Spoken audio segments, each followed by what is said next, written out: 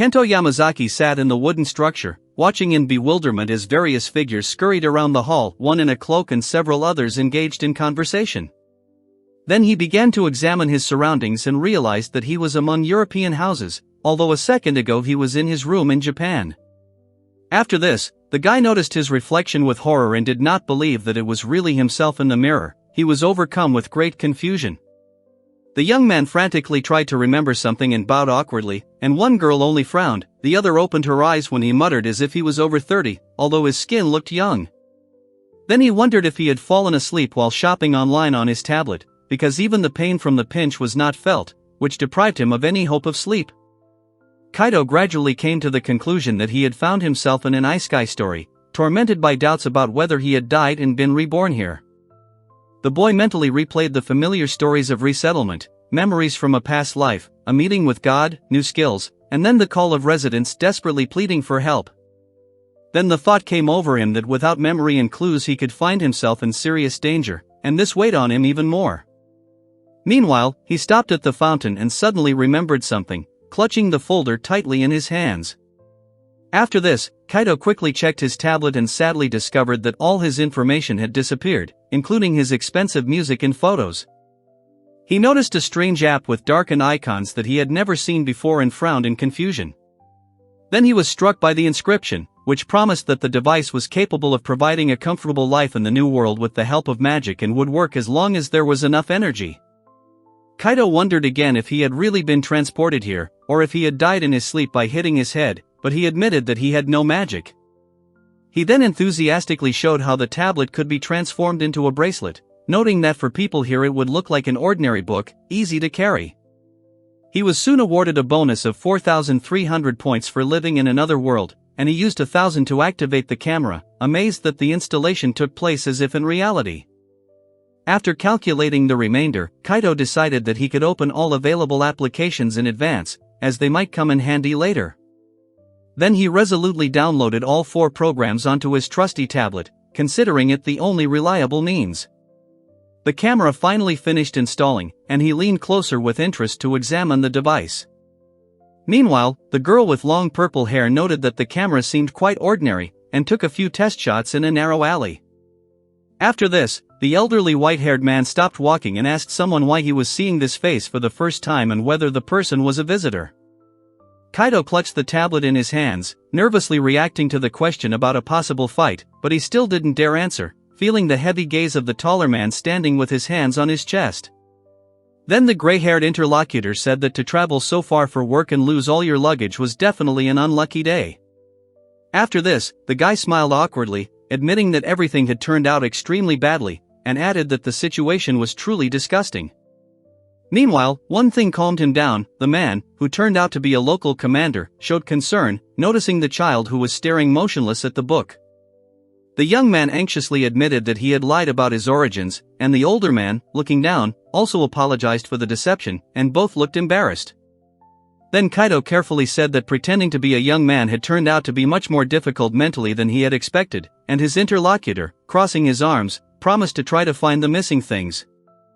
After that, the white-haired man explained that the guild card serves as a quick and reliable proof of identity, unlike official documents, which take many months to obtain. The boy admitted that he had not yet chosen a profession for himself and did not know what options existed, so the elder nodded thoughtfully and began to explain. The man in the dark uniform asked if he knew how to clean and wash, and the young man, after thinking about it, hesitantly agreed that he could handle it. Kaido was skeptical about the device without documentation, but the tall man reassured him, saying that the others were battle-hardened and could handle any threat. The 2 young guards laughed, joking that the only valuable thing worth stealing from your comrades was the secret journals under the bed. Then the commander explained that their housekeeper had recently left, so the new guy would have to live in the barracks, which caused genuine surprise.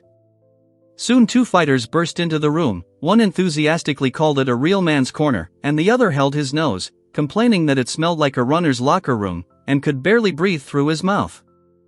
Kaido pointed to the stairs, explaining that the living quarters were on the 2nd floor, and his companion, wincing, admitted that he was almost fainting from the stench. Then the man in black apologized, saying that this was the only room available, and the traveler hastened to assure that this was more than enough, despite the cramped conditions. The young man thanked the gray-haired man with relief for his help, noting that he had literally pulled him out of trouble. After this, he thanked them again for everything and heard in response that the local people, although harsh, were reliable, and then he was invited to visit at any time. He admitted to himself that he was still poorly adapted, but he firmly decided to try his best and move forward step by step. Soon the young man was assigned to watch the corridors, the dining room, the common room and the kitchen, and someone hastily asked him to help with the preparations, as there were not enough people. He then noted that the barracks turned out to be much more spacious and crowded than he had imagined, but he felt confident that he would at least be able to cope with cooking. The boy introduced himself as Yamazaki Kento, offering to help, and the girl reacted in surprise when he suddenly handed her something with a loud bang. Then Kaito stood in front of a huge barrel of potatoes and quietly promised that by evening everything would be cleaned, as he was told. After this, the tired guy collapsed onto the bed, admitting to himself that the work had turned out to be much harder than expected, but a look of determination to continue flashed in his eyes. The next day he washed the dishes after meals, then thoroughly mopped the floors in his area and helped in the kitchen until the evening, trying his best. Lying awake, he groaned quietly, thinking that although he was honestly working for food and shelter, such thoughts should not weigh him down. Meanwhile, Harold was grumbling about the disgusting food in the barracks, wondering how the others ate it without complaint, and then, falling over, he groaned pitifully in irritation. Then Kaito excitedly opened the camera on his tablet, tried to take a selfie, and checked the gallery, but found only normal photos. While flipping through the app icons, he suddenly stumbled upon the status tab with delight, feeling like he was in a real Isekai world. However, instead of details, he saw a lot of darkened lines and wondered if his level was too low, touching the screen in bewilderment. He wondered out loud if perhaps his age here was 16, then muttered a dissatisfaction and closed his eyes. That night, he reflected that he had only tried a few of the apps and was already feeling tired, and someone nearby wondered if he had actually fallen asleep. The next morning, the guy clenched his fist, determined to get his civil documents, because without identification he didn't feel safe in this world. He went to the guild building, where he was warmly greeted and invited inside a spacious, noisy, wood-paneled hall. The girl behind the counter cheerfully asked how she could help him, then noticed that it was his first time there and smiled warmly. The young man asked to register, and the worker explained that he needed to place his right hand on the paper and his left hand on the crystal, offering to demonstrate the procedure. Kaito gasped, not hiding his surprise at what happened right before his eyes. He watched in admiration as the paper glowed and the girl calmly confirmed the registration, saying his name and noting its funny sound. The boy continued to marvel at the magic while the employee filled out the map and instructions, noticing again that his name sounded unusual. The girl at the counter found his politeness touching as he bowed low, promising to work hard and bring glory to the guild, and then gratefully accepted the card wishing him good luck. Kaito looked at the tablet bracelet again and realized that it had built-in storage, and confirmed that it now served as a guild pass and official identification. The white-haired man asked Kento if he had registered, and he immediately thought about not losing anything, while nearby they were discussing the crystal ball that secretly checked newcomers. The boy then opened the manual, which was full of text, and noted with surprise that he was able to read it. From it, he learned that those registered were called guild members. Afterwards, one of the experienced ones explained the ranking system, mentioning that all newbies start below rank B, and only those who rise to that level gain access to the deep layers of the dungeons. The young man reflected on his low position and the meager rewards for his missions, deciding that he did not intend to be stuck in the barracks and would strive to improve his status. Lying on his bed, Kaito carefully studied the information about the qualification exams and came to the conclusion that rising to at least rank C is not that difficult, and this will allow him to start earning money. After that, he decided that joining a team with members of rank B and above would provide a stable income, and he firmly decided to ask about it in the guild tomorrow. Meanwhile, he realized that recruitment for the squads was not currently underway, and decided to take the task for at least some profit, while a girl silently watched him from behind the counter. One of the workers asked if this was the same Kento who had joined yesterday and remarked that he was cute, while the guy himself became embarrassed and mentioned that his things might have been stolen. A dark-haired friend clarified that he was looking for a job as a servant, which was a reliable and safe occupation, but the same friend expressed concern that he was still too young and offered to help him. Then the young man hesitantly asked how to accept the quest, and readily agreed to show the map, and the man standing next to him extended his hand and voiced the essence of the task. The girl explained the details of the cleaning assignment, adding that it would take about 3 hours and that the equipment was already prepared, after which he gratefully agreed and asked her to mark the point on the map. He admitted to himself his anxiety, but immediately convinced himself that such work should be simple, and the girl, looking at the unclear text, clarified whether the client there was a certain Ferris Neri. Holding the letter in his hands, the boy thought about what kind of person the customer would turn out to be and looked into the distance. At this time, she thought about how her own life in the new world had begun unexpectedly, stroking the pendant and smiling to herself. The young man decided to gradually improve his situation, hoping to one day find comfort and meet interesting people, while next to him a girl in glasses wrote something down in a notebook. He soon reacted with surprise to the idea of hiring a guild to clean their kitchen, finding it strange. Then he awkwardly admitted that he had no right to judge, and one of the travelers hastily explained that the cursed room was their disgrace and too neglected to be dealt with in a day. Off to the side, she was humming softly to herself, and someone was wondering out loud what their leader was really up to. After this, Kento, having received the letter, walked towards the dilapidated house with distrust, noticing the lack of a bell and doubting that anyone could live in such a flimsy dwelling. But when the door swung open, he was greeted by a cheerful girl, and he involuntarily responded to her with a look full of amazement and joy. The girl introduced herself as Ferris and thanked him with a smile, and Kento awkwardly confirmed his name, adding that he had indeed been sent by the guild. He then noted that the interior looked quite tidy, but the owner explained that the kitchen needed a serious cleaning, offering him a choice of various tools. After this, Milia and Kaido entered a dark and dirty room littered with rotting food, and the young man recoiled in horror from the stench and decay around him. He looked depressed by the situation, while the landlady laughed nervously, admitting that none of the 5 tenants knew how to clean, and he admitted that he had not expected to see such chaos. Getting down to business, he asked the girl for all the cleaning supplies and a towel. She sheepishly agreed, after which he wrapped his face in a rag to make the smell easier to bear.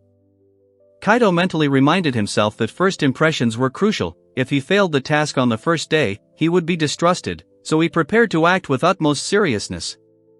First he dealt with the trash, removing all the junk from the floor, then he decided to clear the blockages, after which he intended to wash the walls. Noticing the strange change in the surface's color, the boy wondered about the cause, but soon found a tawashi brush and considered it a suitable tool for cleaning this area. Soon, kneeling, he realized with annoyance that the stain was not giving in, and looking at the timer, he noticed that he had already wasted an entire hour. The young man was seriously worried that he wouldn't be able to complete the first quest, but then a notification about the activation of the Shopping LVL1 application appeared on the screen, giving him the choice to accept or decline. Kaido was surprised by the order system, discovering that it took exactly 100 points to purchase an item for 100 yen, and the store allowed the purchase of any item available on Earth. Delighted that credit payments were accepted and that currency could be converted into points, he immediately regretted that he had thoughtlessly unlocked all the apps and squandered the starting bonus. After putting on his mask, Kaido carefully examined the tablet and realized that at his current level, only items under 300 yen were available, and someone quietly reacted with surprise to the side. Holding the bag in his hands, he was amazed to admit that Mr. Sponge really does cope with even the most stubborn stains. Pleased to see that this particular item was available online, Kaido confirmed the order through the device. While cleaning, he noticed a strange stain and doubted whether the available means would be enough, but suddenly a card with a smiling sponge appeared in front of him, causing him to flinch in surprise. At that very moment, a bright light flashed, and the guy exclaimed in shock, not understanding what was happening. He watched in amazement as the device instantly wiped away dirt and wondered if it could really work that effectively, while someone nearby admiringly noted that it removed stains without a trace. Remembering that even areas of ecological disaster were cleared instantly, he began to carefully examine the walls, assuming that something unusual might be hiding somewhere nearby. Then the embarrassed guy asked where to throw away the garbage bags, and the girl in glasses stared at him silently, without taking her eyes off him. The guy thanked his interlocutor, who noticed something near the tree, but, embarrassed, turned away while the first one watched in silence. Then he remembered that the child had never spoken to him, and, shrugging his shoulders, he decided to continue on his way. After this, the girl joyfully announced the completion of the first quest, not believing that she had managed it and expressing gratitude for cleaning up such a neglected place. He invited her to listen, and she noted to herself that it was essential to wipe down dirty surfaces, throw away leftover food, and wash dishes after use. The girl with light pink hair shyly handed over the card, admitting that this was her first quest, and adding that the task, although simple, was necessary to maintain order. The boy gratefully accepted the certificate, surprised by the additional reward for the kitchen being tidied up better than expected, and she explained that it could be cashed in at the guild. The girl politely thanked him for the order restored and promised to contact him again if necessary, and he responded with a cheerful consent. The cheerful girl with 2 ponytails happily noted that her first quest went perfectly, praising her excellent work. She offered to transfer the payment directly to his guild card, but the young man hesitated, explaining that he had been warned to pay in cash and did not want to carry too much money. Then he confirmed the payment details, clarified the amount in cash and the rest on the guild card, and then asked to check the receipt. He thought he had made a good profit in 3 hours of cleaning, and remembered how Run had complained about being stingy, and the girl behind the counter had added that she was expecting him again. Kaido noted his luck with the sponge he had received and decided to be careful, saving his money as he stood at the notice board next to 2 other people. 2 girls cheerfully asked the counter for a reward, and the clerk warmly agreed, but they were suddenly interrupted by a surprised exclamation. A girl with cat ears called out to a smiling guy named Karsh, while a tall man stood silently next to her. The girl asked if he was still looking for a servant, and another offered to help, after which he decided to introduce someone to them. The young man smiled softly and asked how he could contact Kento, wondering what this mysterious gentleman wanted. The girl with cat ears held the bow with difficulty, declaring that she could no longer bear it, and the narrator explained that several weeks had passed since Kento's arrival in the other world. Verns was scolded for his haste, and the girl with animal ears was worried about her bow, while the boy asked the priestess if she had any healing potions. He remarked that she should be able to handle it herself, but she exclaimed that she was just a weak girl, which made him laugh quietly. The young man reassured his fox-eared companion, asking her to be careful, and mentioned that he was now working as a servant in a squad called Dragon's Breath, where the guild had sent him. They returned with rare material for their leader, and nearby 2 girls admitted that they urgently needed a shower. The white-haired man agreed to convey the message and thanked the speaker, and the speaker explained that Dragon's Breath was a B-rank party, comprising 12 members including the speaker. The young man lugged a heavy box, wondering what was inside, and recalled that he had been offered to live with the squad and do chores so that the others could focus on their missions. The muscular warrior greeted the skinny boy, calling him skinny, and then someone asked if Mr. Karsesh had returned and if the boy was eating properly. Someone knocked on the wooden door, thinking that the party members were friendly, and now he was able to communicate much more than before in the barracks. The young man looked into the room, apologizing and explaining that he had brought rare materials for delivery. Kaido politely thanked Kento and asked him to leave the cargo, and the leader of the Dragon's Breath apologized for burdening him with work even though he had only just begun. He asked if everything was going smoothly, and the young man replied with a smile that so far everything was fine, after which his interlocutor quietly nodded. Then Kaido turned around in surprise, thanked him again, and the man asked him to immediately report any incidents, closing the door behind him. Cows greeted him with a bow, but the tall warrior responded coldly, warning him not to become arrogant and calling him a low servant. Kaido thought that most of the people here were friendly except for one, and Milia apologized to the boy who he told not to worry, after which Kaido was surprised by Luluki's words. Kaos, Karsa's younger brother and second-in-command, opposed hiring the storyteller as a servant, claiming that the boy did not know how to fight. The young man admitted that this man clearly did not like him, but he still dreamed of doing something he enjoyed without constant obstacles. In a quiet town square, a young man gazed thoughtfully out the window, deciding to have a snack since he had no more assignments for the evening. Kaido noted that he often had to eat out, and after waiting for his dish, he heard the vendor apologize, while someone nearby remarked that street food was better than in food. He examined the treat, noting that it looked normal, but tasted like hot pepper, and remembered that in the barracks the problem had always been the same seasoning when cooking for many. Kaido then happily showed off a bottle of soy sauce, explaining that he had purchased it through a shopping app. He splashed on some of the familiar seasoning, noting its rich flavor even in another world, and was enjoying his meal when someone asked if it was really Kento. The man with white hair and a scar smiled confidently, raising his mug and being called Mr. Aggies. Kaido apologized for leaving the barracks, but his interlocutor reassured him by saying that they had found a new member and asked how things were going with his new squad. The white-haired man noted with relief that the boy was now a member of a reputable party, after which he praised Karsesh as a respected member of the guild with an impeccable reputation, and in response he received a joyful confirmation. He then noticed an unusual liquid on the food and asked what it was, after which he was offered to try the original seasoning. After trying it, he was amazed by the taste and exclaimed how delicious it was, and the young man admitted that the recipe was a family secret, while those around him watched silently. She wondered if the local kebabs were really that good, then asked for one for herself, and the chef immediately agreed to cook it while she started a conversation with Mr. Aggies. The white-haired man asked where he could find the faux bird, and the dark-haired man asked what kind of monsters it was for, while the pink-haired girl warned that the bird was inedible. He studied the recipe for the unusual bird ingredients, wondering if it was truly inedible, and the diagram nearby explained edible species like Naruto and Kenkatori. He hesitantly admitted that he lived alone on Earth, and when asked if he wanted to become a cook, he shyly agreed that this was partly true. The man in the dark military uniform explained that he thought street food was only good for satisfying hunger, and the fair-haired adventurer added with a smile that his wife did the cooking.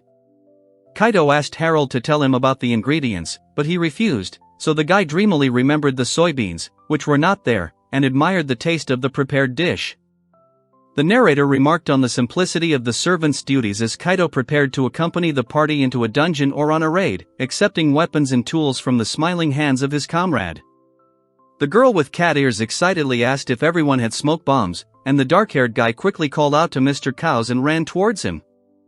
The young man felt uneasy on the way, but another cheerfully explained that he was doing small chores and carrying supplies, while the third mentioned caring for the injured soldiers. He noticed that Mr. Verns's robe was slightly tattered, while he was thinking about other questions. The guy then explained that he was repairing damaged equipment and clothing using a sewing kit purchased through the app, and noted that earthly things worked better here than expected. She looked closely at her cloak, and he proudly admitted that he had never been able to sew, but this time it turned out perfectly. The girl asked if he had changed her robe, and he said that he had only trimmed the frayed edges of the sleeves, after which she thanked him with a warm smile. Kaido was delighted to discover that the store had introduced sweeping products with incredible effectiveness, and this surprised him to the core. Then he happily announced that he had already cleaned everything, and the three observers sincerely admired the brilliance of the room. Kaido heard a thank you for keeping their home tidy and comfortable since he started working there, and the cat-eared girl cheerfully walked away. Suddenly he found himself in an unfamiliar place, overcome with anxiety and confusion, remembering that he had just been in his room and realized that no one here knew him. The young man smiled warmly, saying that now he had those who needed him, and the girl with cat ears laughed cheerfully, standing next to the two companions. Then he clenched his fist with determination, thinking that he had to do more and work harder to live up to the trust. Half a year had passed since he had started working at Dragon's Breath, and Lin happily showed off her new A rank to her colleagues, sparking a lot of curiosity. Afterwards, the entire group had a joyful celebration in honor of their promotion to A rank squad, and he noted to himself how much effort everyone had put into achieving this goal. Meanwhile, the boy explained that the servants receive 5% of the party's successful quests, and the more active they become, the higher his earnings, which elicited cheers of support. He asked in amazement whether the figure was really correct, and heard a calm confirmation that the percentage remained the same. The girl with two ponytails whispered to her comrade that Dragon's Breath had been especially active lately, and he himself noted that his salary was steadily increasing month after month. After that, he modestly said that he was just performing his usual duties, although he was happy to help the squad, but someone still expressed doubt about his importance. One of the men announced that they would be heading into a high-level dungeon today, while the other expressed concern that it would be unsafe for Kento to remain alone at the entrance.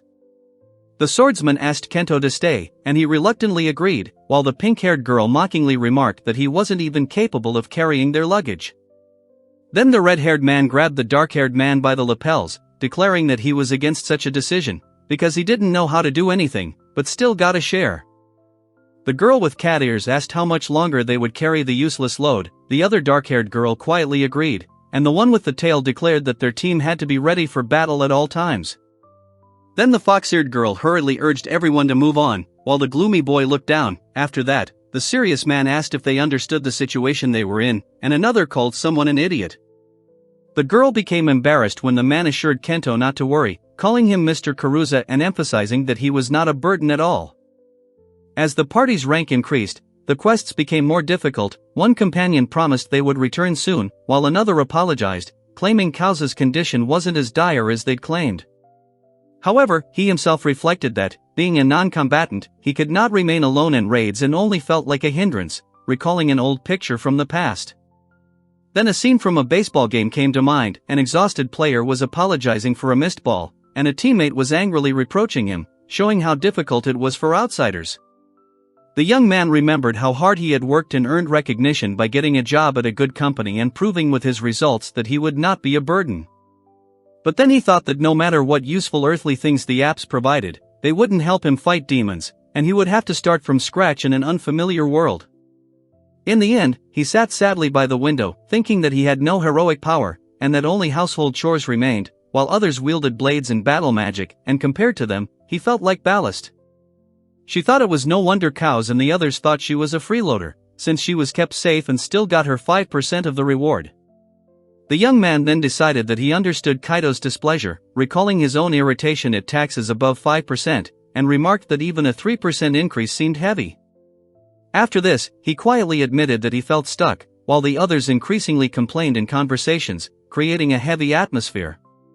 To prevent the situation from escalating, one of the comrades approached Mr. Karsesh with a request to talk, and he calmly allowed it if they wanted. Then the interlocutor assured them that he never considered them a burden and that they should not feel their insignificance, and the other apologized for the suddenness and promised to respect the decision made. After this, the young man expressed his gratitude for the opportunity to be part of the Dragon's Breath, but was firmly refused to stay longer. They insistently asked him to leave quickly. He apologized for not being able to help as much as he should have and admitted that it would have been too much for him to deal with Luluka and the others. Then one of the young men bowed low, expressing gratitude for the hospitality and sincerely thanking Kento for everything he had done. He soon noted that at least they had left equipped, although deep down he felt some hesitation about the whole situation. Then the young man thought that he was now homeless and would be a nuisance if he returned to the barracks, but someone suggested that he could stay at an inn for the night. Kaido grimaced when he learned the price of the inn, 4,000 yen a night, and noted that it was more expensive than the hotel by the station. At that moment, the man handed the document to the woman with long hair, telling her to take it, and she responded with surprise and gratitude.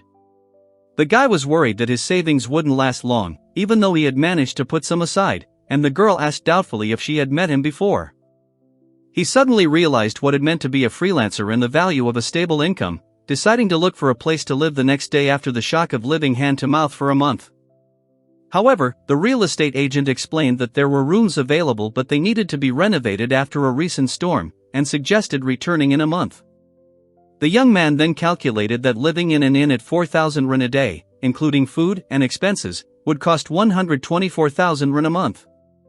Suddenly he heard someone calling him, became nervous, wondering what to do next, and eventually collapsed in panic. The cheerful girl happily recognized him as Kento, remembering that it was he who came to clean their kitchen. The girl reacted nervously when someone called Miss Ferris, noting that the owner of the dirty kitchen had returned. The boy then explained that he didn't want to burden those who cared for him, and the man in the fur coat looked tense while the girl with the animal ears laughed. The girl angrily asked the guy if it was too hard for him to stay somewhere, but he calmly replied that there was no need to worry, holding his fork and agreeing with himself. He then explained that combat and support roles should be considered different but equally important, and she listened carefully to every word. Afterwards, Kaido noted that everyone had to do their job properly, otherwise the squad wouldn't function, and Sylphia sat thoughtfully next to the still warm pie. She gently touched his cheek, and he admitted with emotion that those guys were able to succeed only thanks to his support, while there was an uneaten pie standing next to them. Then the young man was surprised to see that she had gobbled up the whole thing, and she happily admitted that the food had turned out to be exactly what she needed. Sylphia wondered if he was now a freelancer, recalling his behavior at the inn, and Kaido admitted that he hadn't yet decided what he would do next. At that moment, a confident woman with long hair invited him to join the dawn party, proudly declaring that she was their leader. Suddenly the man loudly announced his return, but someone off-camera reacted with shock, and another asked Ms. Febres to wait a bit. Kaido greeted Harold, asking about the food in the shop, while Sylphia and Milia cried out in joy in the background, begging him not to scare them like that again. Then the girl happily said that she had brought something better than dinner, but then she remembered something else, and the guy asked in surprise whose child it was. The girl cheerfully introduced Kento, stating that she had just adopted him, and the young man could barely cope with shock and disbelief in response. The white-haired man protested sharply, denying the kidnapping, while the dark-haired man began to worry about the person standing in front of them, and the pink-haired woman scolded him for being childish. The girl enthusiastically called Kento a brave kitchen cleaner and a brilliant craftsman, while he stood modestly nearby. The dark-haired traveler shuddered at the accusation of a foul stench. The white-haired warrior confirmed the rumor about the boy. The silver-haired priestess called for praise of the savior, which made one girl embarrassed and begged him to stop, and a calm voice greeted the guest. Rubler introduced himself cheerfully and offered to help with any tools, confidently adding that he made them himself. A tall man in a dark military uniform introduced himself as Kelvin and boasted of his legendary swordsman's hand, promising protection, to which the young traveler timidly agreed. Kento introduced himself politely, promising to do his best to make everyone's lives easier, and one of the interlocutors reacted awkwardly, while the other two watched silently. Rubler was carried in the arms of a girl, and a man in uniform offered to introduce him to the others, while two guys were messing around nearby, and one of them advised against being so formal. The girl with glasses remembered the boy, and the young man introduced Kento as the new member of their group, and he shyly said hello. The squad began to speculate about the reason for the commotion. One suggested that two peers become friends, while another explained that Kruger didn't speak, but wrote messages with a pen. The girl suddenly hugged the confused boy from behind, calling him cute, while another explained that it was Kento and he was now with them, and the third watched with disbelief.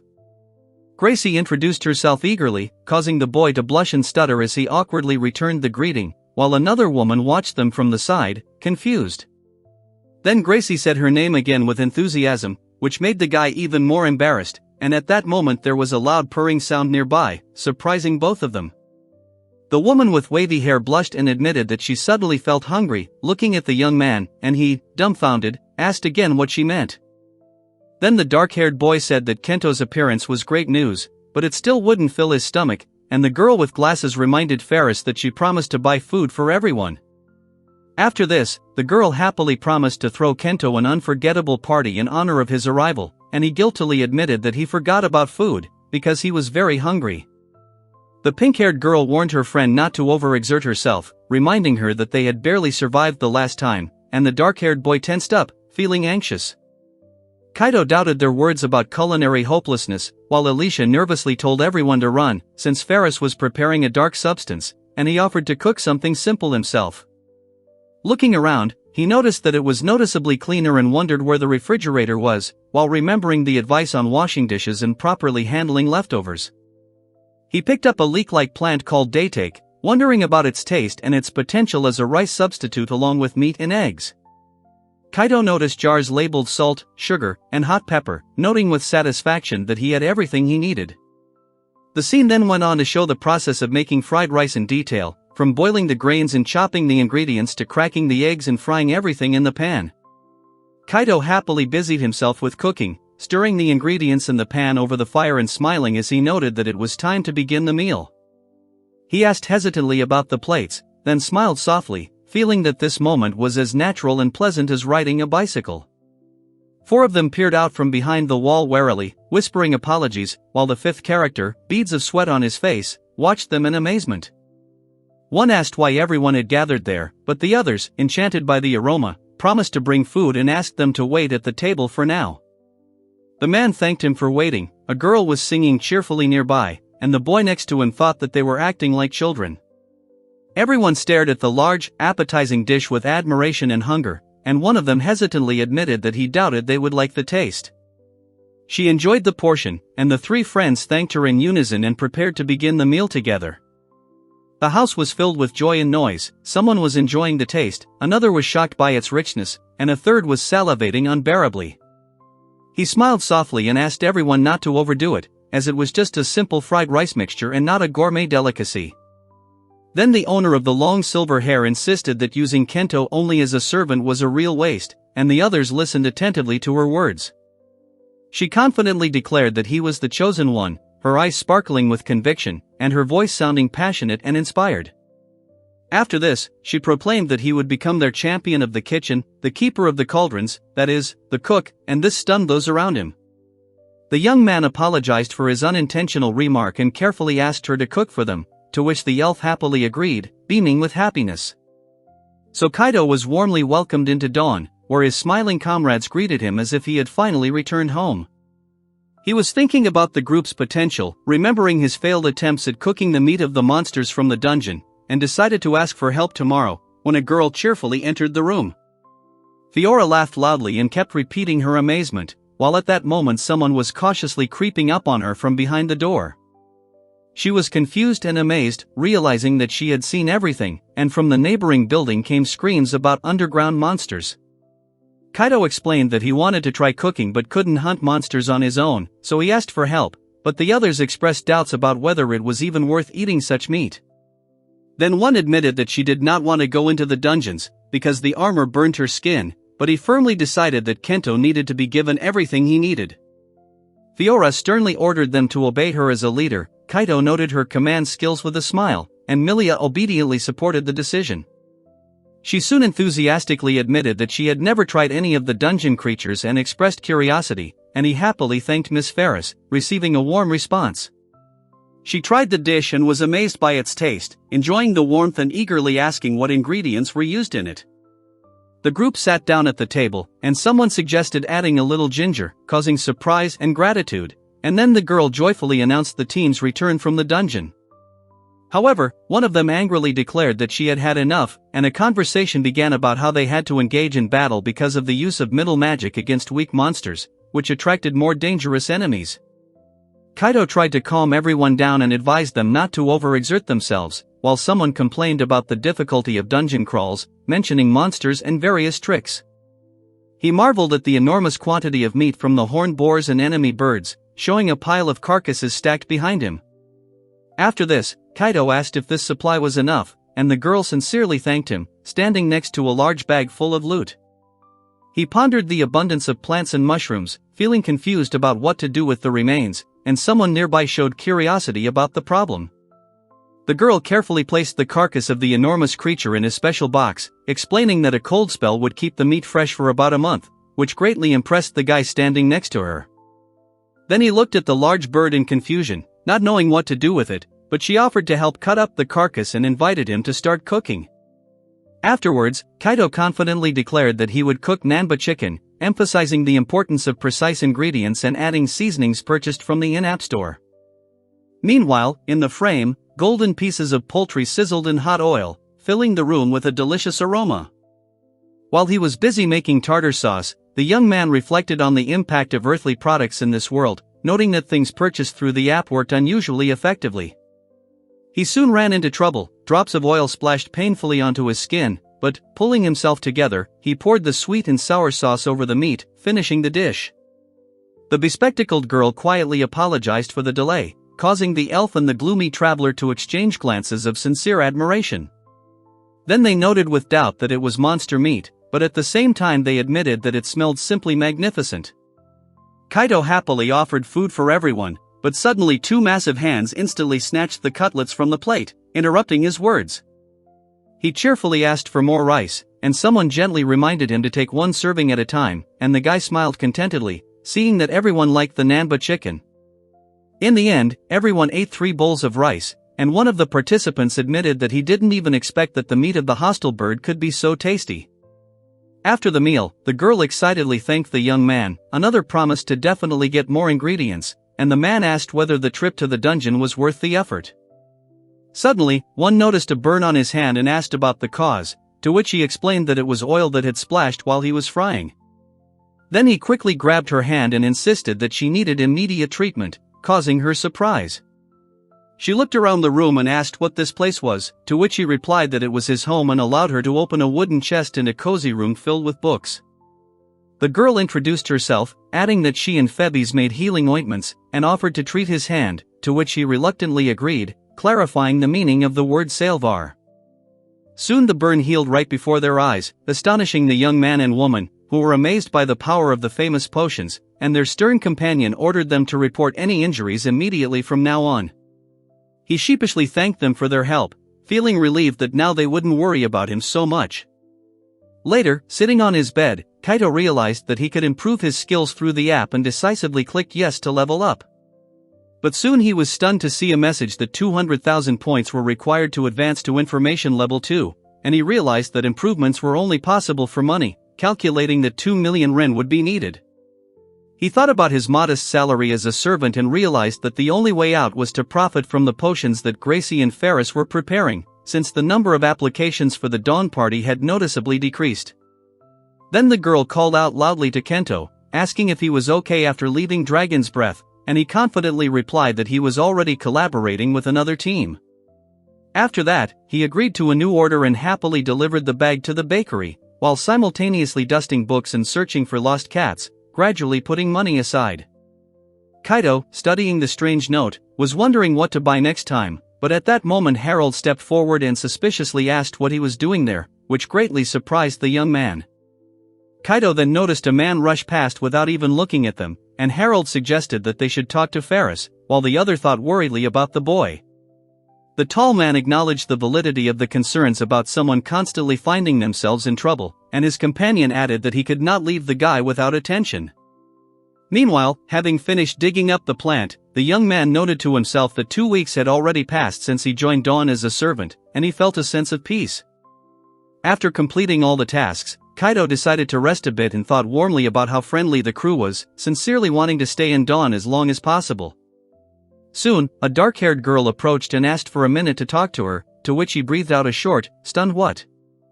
At this time, the cheerful Rubler invited Kento to have a snack, and he reluctantly agreed, sitting down on the grass, noticing that his comrade's behavior had become unusual. She thanked Kent for joining them and invited him to take a seat next to her while he stood behind the sofa with his arms crossed. Kaito sensed a strange formality in the air and wondered what Ferris and Rubler were up to while the others remained silent and visibly hesitant. Then the previous moment came back to him, his heart started beating faster, and the scene turned into a tense argument, with one grabbing the other by the collar in obvious irritation. He hesitantly admitted that it looked like he was going to be fired, while his interlocutor noted his work and hinted that she hoped for a different outcome. To the young man's surprise, he was suddenly asked if he would agree to take the B-rank exam, which caused a puzzled expression on his face. The silver-haired woman warmly expressed the general wish for the dark-haired boy to officially join Dawn, and he listened with a confident smile. She clenched her fist with fervor and declared that he was worthy of much more than the role of a simple servant, which caused him to feel a mixture of surprise and embarrassment. Kaito smiled, telling her how well he was living here, and Sylphia enthusiastically declared that he would never leave, despite his doubts. The young man then admitted that in his free time he went to the guild and took on additional tasks, which made him feel awkward. She anxiously asked if he was against her decision, and immediately explained that she didn't really mind, she just couldn't stand it. He warned that combining party and guild missions alone was dangerous to one's health, and the young man hesitated, wondering whether he should take the B-rank exam, even though joining the guild should have eased his burden. Then the girl with long ears firmly stated that he just needed to defeat the monster, and the guy nervously admitted that he was not able to fight on par with the others. Afterwards, she apologized, explaining that she had expected a different reaction, and he admitted his lack of experience and skills. Kaito assured Kento that no one was going to force him, but that everyone would do everything they could to help, and asked what he thought about it. He quietly admitted that he had already agreed, reflecting on his desire to live up to his comrades' expectations, even if he himself did not believe in his own strength. Kaito then explained why he had decided to take the B-rank exam, and was praised by someone for his neat and collected appearance. The man in military uniform noticed his dagger, suggesting that it would not cope with a heavier weapon, and the dark-haired companion cheerfully suggested that they start with the lightest one. Kaito struggled to attack the creature that resembled a cute rabbit, unable to even point his blade at it as the two watched from behind him. Then he warned about the danger of small monsters, explaining that they must be finished off, otherwise they will attract new ones and upset the balance in the ecosystem. The young man nervously clutched his sword when he heard that the devil rabbit's weak point was in its spine and that it had to be defeated with one blow, and he hesitantly agreed. He hesitated, but insisted that he had to act while the rabbit munched peacefully on the grass. Then the two shouted at him to keep his eyes open and his hands steady as he raised his sword. Kaito clenched his fist firmly, thinking that he couldn't waver now if he wanted to pass the B-rank test. Breathing heavily, the young man stared in horror at the bloody dagger, realizing that the creature's blood was bright pink. He noted the shock of having to pierce a living creature, even a monster, and acknowledged that he had no other choice. Kaido looked up in surprise as the tall warrior patted him on the head, praising him for his excellent work and calling him a worthy newcomer, while the girl next to him let out a sigh of relief. He was surprised to hear the advice to kill a few more monsters to complete the exam, but Harold assured him that he must not let his guard down, and his other companion encouraged him. The uniformed soldier ordered the destruction of about 50 creatures, leaving the young man confused and doubtful. Kaido endured the grueling training, feeling tired and unable to give in to sentimentality, while the two commented on his progress and encouraged him. He noticed that they had collected quite a few trophies, and then Harold asked animatedly if the monsters they had caught today were edible. Soon they saw dishes labeled fried myconid and curried devil rabbit, and both reacted with surprise and delight to their find. The young man cheerfully responded that he was already on his way, holding an empty tray in his hands and preparing to take a new order. He then noted that he had been relying on other people's ingredients until now, but believed that creating his own menu would be easier, while she, at this time, delightedly praised Kento's cooking, calling it the best. Afterwards, Kaido thanked everyone for the day and looked forward to their guidance tomorrow, then jokingly offered to take over the leadership, causing Harold to react thoughtfully. A commanding voice came from a dilapidated building, ordering that twice as many monsters be killed tomorrow, to which a hesitant response was heard, promising to do everything possible. Then he swung his sword, repelling the onslaught of the monster, and thought about the hard training under Rugler, after which he began to perceive monsters as just ingredients. Soon the young man finished preparing the training dummy, and his companion confidently declared that it was already quite ready, to which the younger man enthusiastically agreed and began to get ready. Two figures stood before the massive door, and the narration emphasized that the moment had arrived for the exam to advance to rank B. The test involved fighting various monsters and collecting branches, and the voice added that some of the monsters had not yet been defeated, but assured Kento that the task would be simple, except for the encounter with the stone turtle. The girl with the high ponytail encouraged the guy, assuring him that he would cope once he got the hang of it, and the attendant at the counter warned that the exam was tricky and that attempts at cheating would be strictly monitored. Kaido was surprised to see a floating water crystal projecting his surroundings onto the guild screen, and learned that it only activated when his sword was drawn to avoid constant surveillance. He encouraged his companion, who doubted that he would have time to finish everything, but he decided to start immediately, despite his doubts, and Kaido wished him luck with his assignments for the coming week. Then he confidently assured the girl that everything would be fine. She warmly encouraged him, and in response there was a resounding agreement. Kaido leaped forward with energy, shouting loudly in excitement, while his comrade, catching his breath, admitted that there was still a long way to go. Afterwards, Kaido looked at the magic map with navigation function with relief and noted that minors were given a special privilege in the exam, wondering how much more difficult it would have been at his real age. Soon he noticed a floating serpent with leaf-like wings among the branches and wondered if they were really capable of staying in the air, since they glided through the air without touching the ground. Kaido then struggled to reach the stone and then threw it with determination, while the angry growl of the creature was heard nearby. The leaf-winged serpent lunged at the dark-haired boy, who explained that the creature's nervous system was entirely concentrated in its tail, allowing it to grow a new head. Kaido tested his sword on the enemy, realizing that he would freeze if both his head and wings were cut off, and delivered a decisive blow. Catching his breath, he noted how unsettling it had been to confront the leaf-winged serpent, but now the monster lay defeated, its tail severed.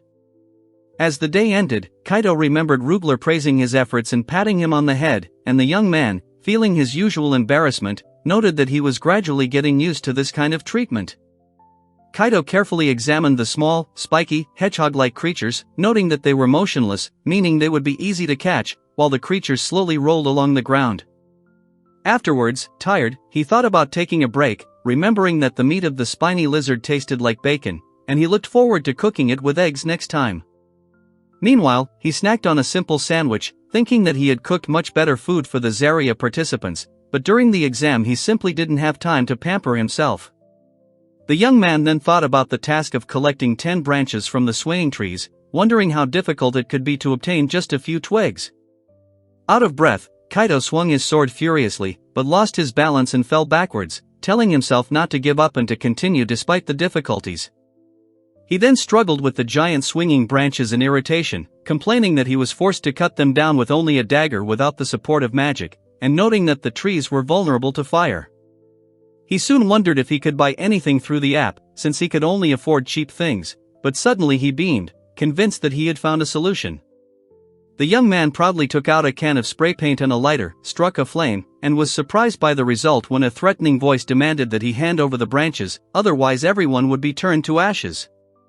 Drenched in sweat, he clutched the branch he had retrieved, amazed that his method had worked, and struck it on the ground again and again, concentrating on completing the task.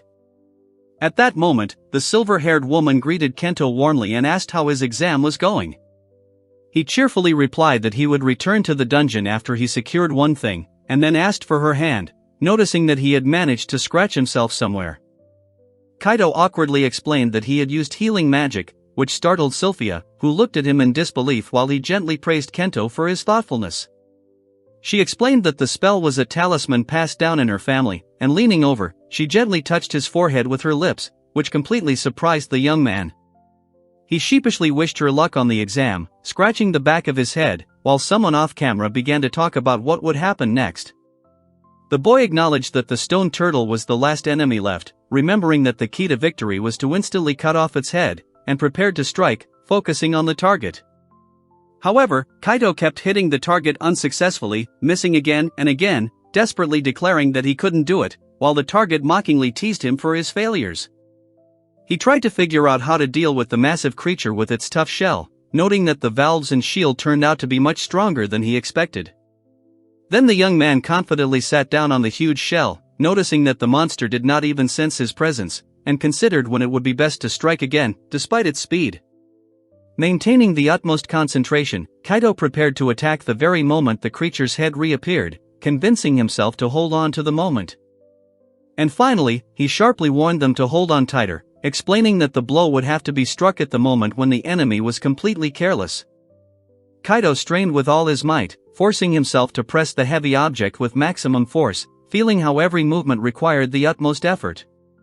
After this, he breathed a sigh of relief, glad that the fight was finally over, and thanked fate that there was only one enemy, deciding to take the turtle's head with him. Soon an announcement confirmed the successful completion of the exam, emphasizing that the test had been passed with flying colors and flawlessly.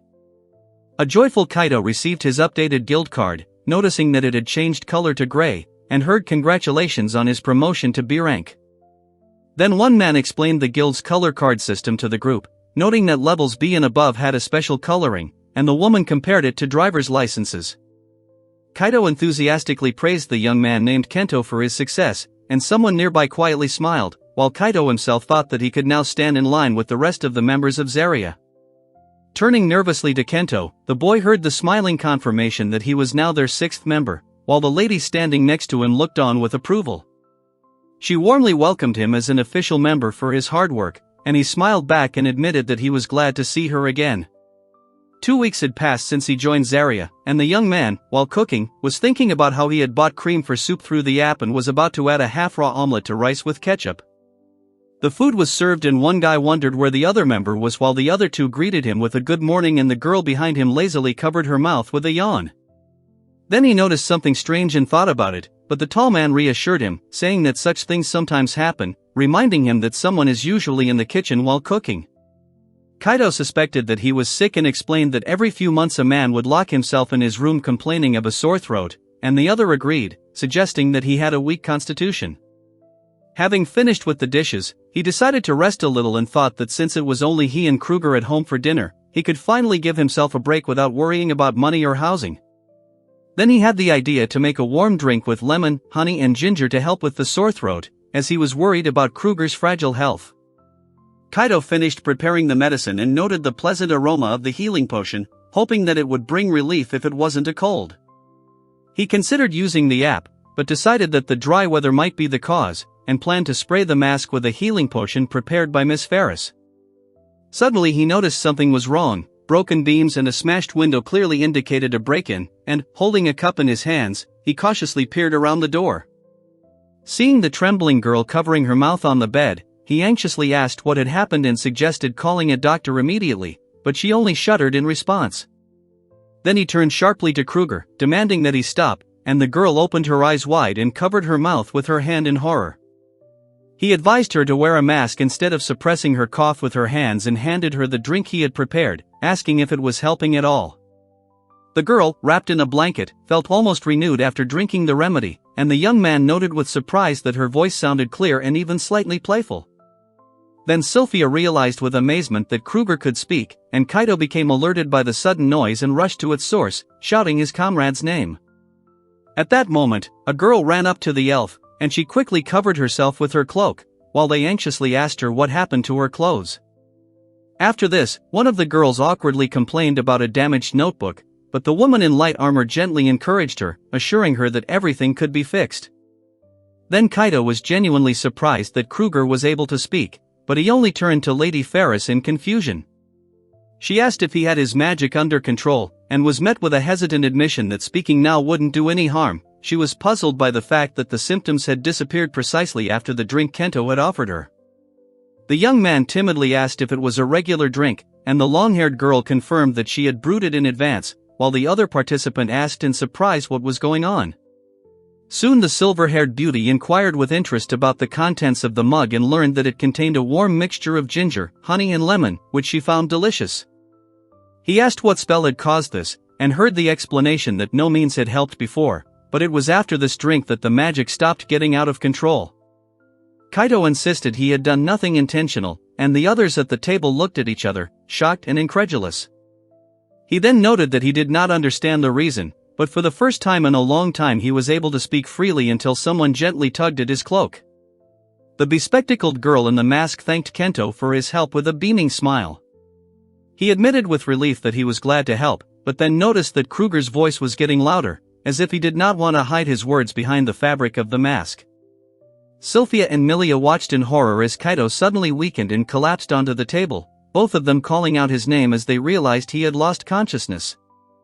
When he woke up, he realized that he had passed out, and someone nearby calmly explained what had happened, which made the young man genuinely embarrassed. At that moment, the girl with glasses shyly picked up her notebook, and someone asked a question about her magical voice, and a short inscription with an apology appeared above the page. The assembled then discussed Kruger's inability to control his power. Those born with the devil's voice are capable of intoxicating or subjugating others without protection, and decided to conduct a test. An excited girl in glasses asked if everyone was ready, and one of the companions nervously explained that an experiment to study Kruger's power was about to begin. The three with low magic resistance prepared themselves, while the more resistant participant loudly confirmed his readiness, followed by a comment about Gracie's excessive strictness in formalities. Kaito, a little nervously, agreed, and Sylvia gently assured everyone that she would cast a healing spell that would protect them even if they fell.